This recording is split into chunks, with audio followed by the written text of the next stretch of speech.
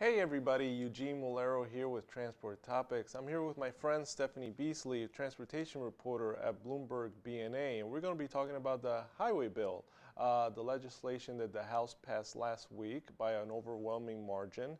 And Stephanie, this was a big deal for the House. This was the first time in about a decade that the House of Representatives advanced a multi-year highway legislation. Tell me a little bit about what this bill looked like. So, first, to give it some context, the Senate passed a bill in July. It was a $350 billion bill, 6-year bill in July. And so at the time, the House did not want to take up that bill. They wanted to come up with their own version, and they didn't want to feel pressed to pass it before a deadline that happened at the end of July. So the bill that they came up with was a $325 billion bill. 6 years, 3 years of which are fully funded. And the policy provisions, though, are very similar to the Senate passed version. So it seems like, over the course of a few months that the House did kind of come to some reconciliation with the Senate in terms of like policy perspectives. Not that they're completely identical, but in both of them, there's a national freight program, which is like new and a lot of people are excited about, and lots of things that just really looked very much like the Senate bill. And this is what people were saying, this is seen as a big victory for the new Speaker, Paul Ryan, who used to handle the Tax Writing Committee and now oversaw a process that allowed about more than 100 amendments to get floor consideration. Before we get to the amendments, for the trucking community, this legislation had a provision to begin the process to reform the Compliance Safety Accountability Program at FMCSA, and that's something that's very important for trucking companies. And also, it addressed the lack of driver shortage among the industry by putting in a pilot program to bring drivers 19 and a half and under 21 to get their commercial driver's license so they can be able to drive across state lines, and that's something that they're prohibited from doing. On the amendments, the one that I saw that got a lot of play was the truck weight proposal by Congressman Reed Ribble, the Republican of Wisconsin. And what he wanted to do was give states the authorization to allow trucks at the weight of 91,000. Right now the standard is 80,000. What did we see in the debate? What happened to that amendment? So, this type of provision there in both the Senate and the House and appropriations bills, there are similar provisions that would allow for these bigger trucks. And this has been a concern for safety advocates for some time. So what we saw on the floor is that Congressman Ribble offered this amendment. A lot of safety advocates had been putting out press releases, really trying to get people to vote against this, and it did ultimately fail. And part of the concern there is with these larger trucks, one, some Democrats and also safety advocates feel like it's not the role of the federal government to kind of overturn these state laws that would ban it. But also there are concerns about, how much longer it would take to slow down these trucks once they're going. And so, what you saw was that on the floor, Reed Ribble offered this, and that it ultimately failed. And I think a large part of that was because, this bill, what House Transportation Committee Chairman Bill Schuster and Ranking Member Peter DeFazio, what they've really been trying to do is to build like this bipartisan momentum behind this highway bill, and I think that had a lot to do with why it was able to pass so quickly. But an amendment like Congressman Ribble's could have really affected that negatively. If that got in there, then you would have this issue maybe with Democrats and some of the safety advocacy groups. When the bill goes to the Senate side, you have some Democratic senators who are on record against these heavier trucks on the roads. And just to be fair, Ribble's argument was that that proposal was aimed to boosting efficiency in the industry. I spoke with his office, who mentioned that he's not giving up on the issue. He's still going to try to find an avenue for this moving forward. The one thing that we didn't see on the floor was a debate on fuel taxes and the gas tax, which is how these highway bills were typically funded. We had Congressman Earl Blumenauer, a Democrat of Oregon, try to get his proposal to the bill to raise the gas tax, to give it a debate on the floor, and the House Committee on Rules, who oversees the amendment process for the House, they didn't allow that. How surprised were you by that? Well, not totally surprised, because this is an issue that has also been sort of long running, the debate about whether or not, Congress should vote to raise the gas tax, and it hasn't really gained a lot of momentum, like bipartisan momentum. Yeah. And so, yeah, Representative Earl Blumenauer had this amendment that he wanted to get onto the floor. The Rules Committee ultimately blocked that, but there were also others from Congressman Peter DeFazio, and there was an interesting proposal from Representative James Renacci, yeah, who's a Republican and Bill from Ohio, of New right? Jersey. And their amendment would have proposed, or basically would have required the establishment of this committee, who would have to look for funding solutions. And if they weren't able to find anything within a certain time frame, then Congress would have to raise the gas tax. But these amendments did not make it to the floor debate, and Democrats were very unhappy, and some Republicans like James Renacci. And so in the end, a lot of Democrats actually voted against the motion to proceed with the bill on, I believe it was like last Wednesday, because they were upset that they felt like there really needed to be a debate about how to fund this bill.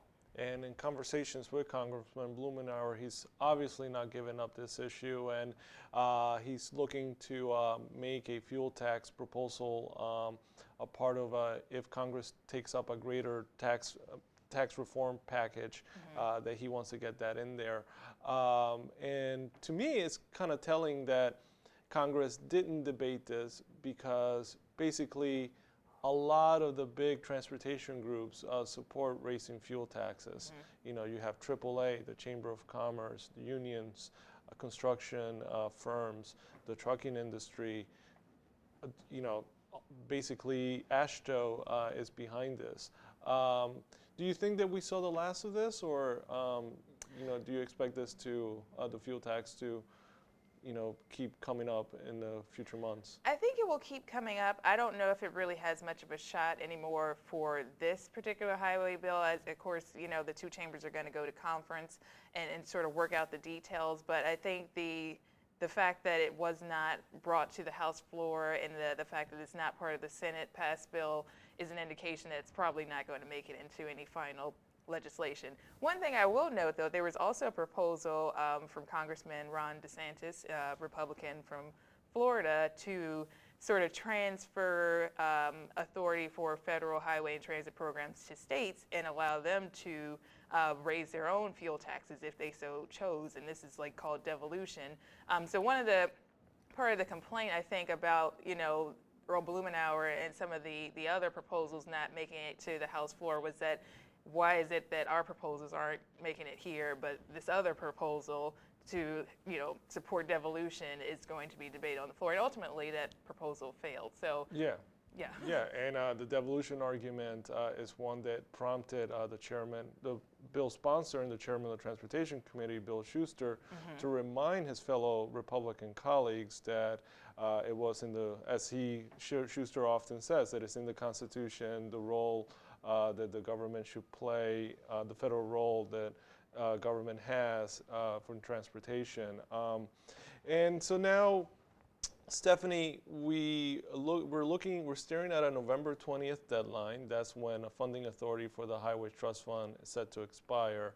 And when we hear Schuster talk about meeting that deadline, and his counterpart in the Senate, Republican James Inhofe of Oklahoma, they're saying that when they begin to conference this bill with lawmakers, that they're going to meet this deadline, or they're going to definitely have it ready by Thanksgiving at Obama's desk. Is that what you're hearing, that things are going forward and they're going to meet that deadline? So what I'm hearing from congressional staff is that the conference committee, there are already talks going on there. And so the House is out this week.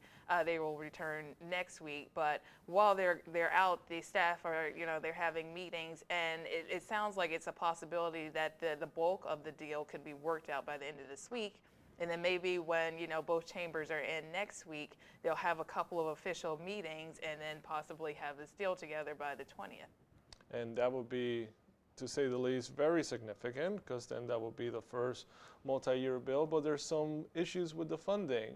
So we have 3 years of funding right now that we know of, and that's by some sales of the Strategic Petroleum Reserve, taking some dividends from the Federal Reserve, and in more particulars. And then we even saw an amendment by Congressman Randy Neugebauer of Texas, and that was adopted into the bill in the House. Briefly, can you explain that amendment for us? Sure. So the Senate passed bill included a series of pay-fors, one of which would have reduced the dividend payments that the Federal Reserve gives to its member banks. So this new amendment from the House side would replace that, as well as one related to guaranteed loans from Fannie Mae and Freddie Mac, by using surplus funding from the Federal Reserve. So what a lot of lobbyists and industry groups are excited about regarding this is that it could provide $40 billion more than the Senate passed bill would provide. The question at this point, and something to watch for in conference, is whether or not the House chooses to use all of that additional money for the highway bill, or if maybe it goes to something else, like a future budget deal. So we don't know if, like Transportation for America, which is an industry group, has talked about the possibility with this new funding that the Senate passed bill would be funded for 5 of the 6 years. The House bill would be fully funded. But if the House doesn't decide to use all of that money, it could still be maybe 3 years or 4 years. We're not really sure.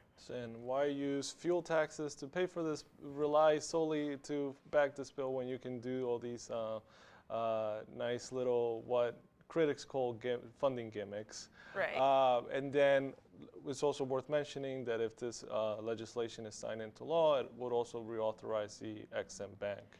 Right, and so that was something that also came up during floor debate in the House. The Senate, when they passed their bill in July, included this provision that would reauthorize the Ex-Im Bank, and I believe the authority for the bank lapsed in June.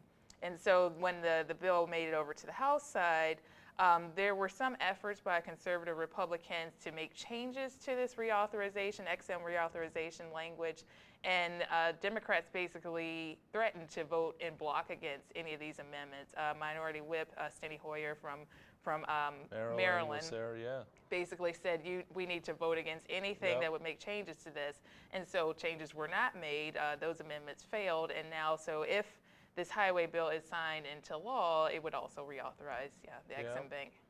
The transportation community is paying close attention to what's happening, and we're going to be looking out for what's happening in conference. Stephanie, where can they find your work? At the Bloomberg BNA website. Right. And for that, I'm Eugene Mulero with Transport Topics, and check out ttnews.com for all the latest information on the trucking and freight industries. Thanks. Thank you.